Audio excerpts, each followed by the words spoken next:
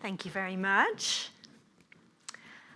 Have you ever had an experience that was so out of your ordinary, you wondered whether you dreamt it? You wondered whether to share it, because in doing so, you knew it would leave you open and vulnerable. Maybe you were like me, a good girl. You decided to keep it buried, hidden in the dark, never to be discussed, never to be told. Until now.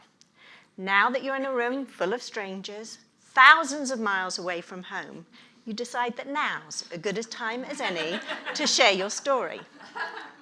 So my story began on an ordinary day. I just put my newborn son and my 3-year-old daughter down for a nap.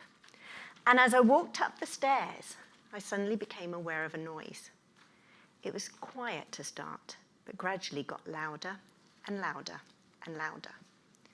And as I stood at the top of the stairs, there was this noise, this unbelievable noise that made the hairs on the back of my neck stand on end and my heart beat loudly in my chest. This was a noise of pain, anguish, and sorrow.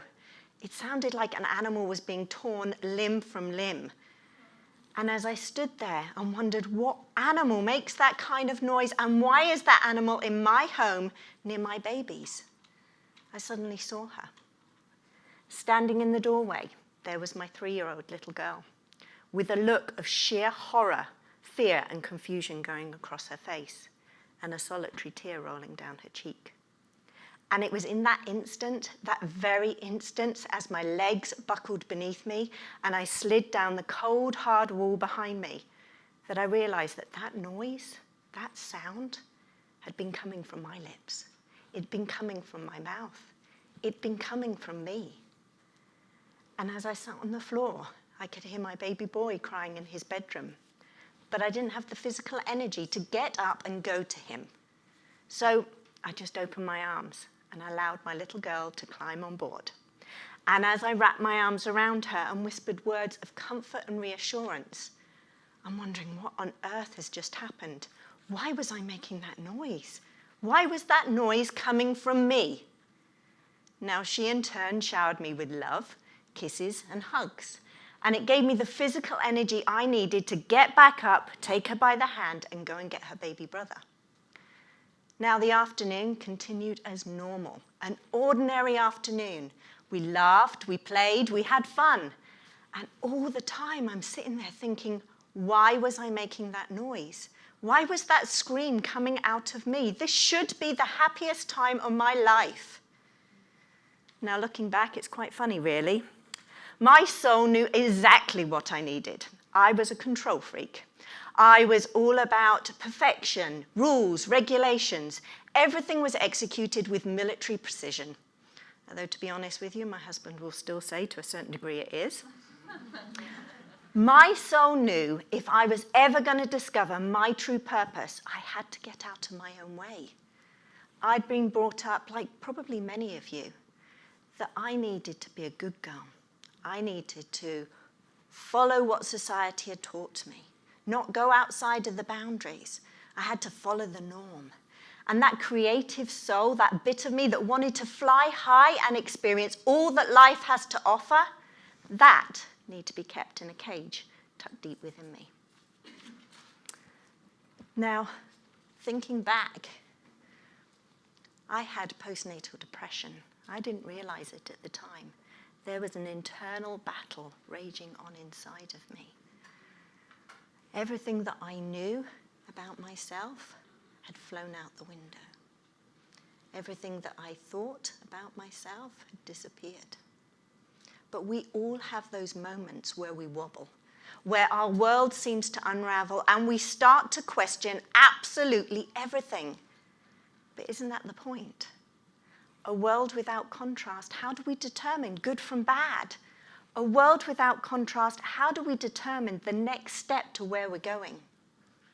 Now, I wouldn't wish depression on my worst enemy.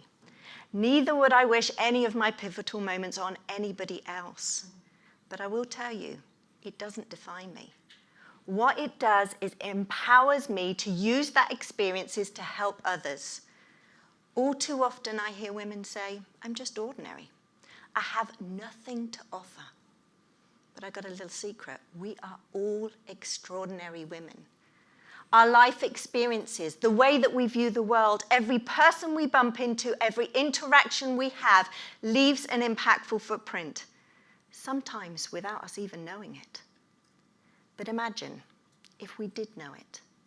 Imagine if you were awakened to the fact that every interaction that you had would have an impact, not only for your family and your friends, but it would have an impact on your communities, your towns, your cities, your countries, and possibly the world.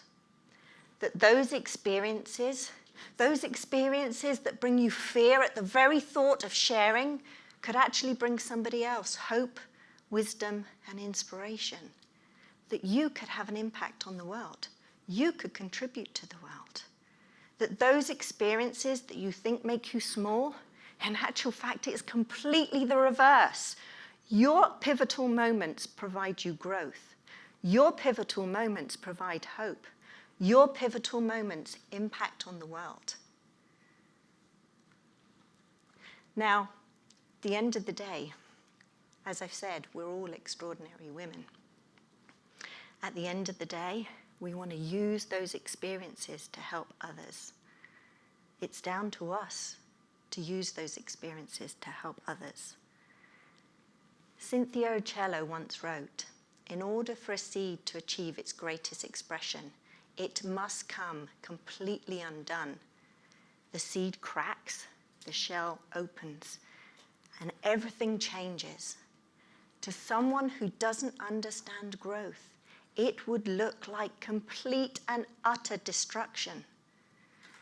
Now, for some, they might look at me and think that my postnatal depression was complete destruction.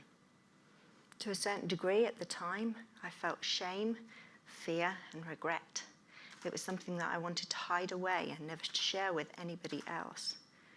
But actually that experience, that very experience, that allowed me to learn more about myself than anything else that I'd ever experienced up until that point. I discovered my authentic me. I discovered my purpose.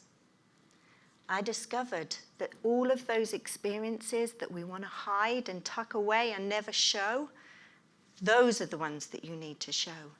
Those are the ones that you need to share. Those are the ones that are going to make a difference.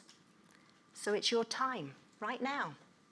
It's your mission to step up, step in, and be visible as the experts in your life that you truly are. No one else can do that for you, only you. Now, what I learned over 9 years ago was about my authentic me. It was about my true purpose. And it is my mission to ensure that that gets out. It is my mission to make sure that every single woman on this planet understands that they can make an impactful footprint on the world. That every woman understands that they can contribute to the world, that they can be the change that they wish to see in the world. It is no longer acceptable, as I've said, to think that those experiences make you small. It is definitely the reverse. And all I can say from my perspective is what I learned 9 years ago is just the beginning. My story doesn't end there. It will continue to the day I die, because I truly believe, I understand that my job is to contribute to the world. Because I really, really believe that united we're strong. Together we can make a difference, one woman at a time. So my wish for you is that you take that on board. And my wish for you is you share those experiences, and that you understand as a collective force, we can contribute and leave an impactful footprint on the world that has never been seen before. So what are you waiting for? Time to get up, get out there, and do it. So thank you very much for your time. It's much appreciated. Thank you.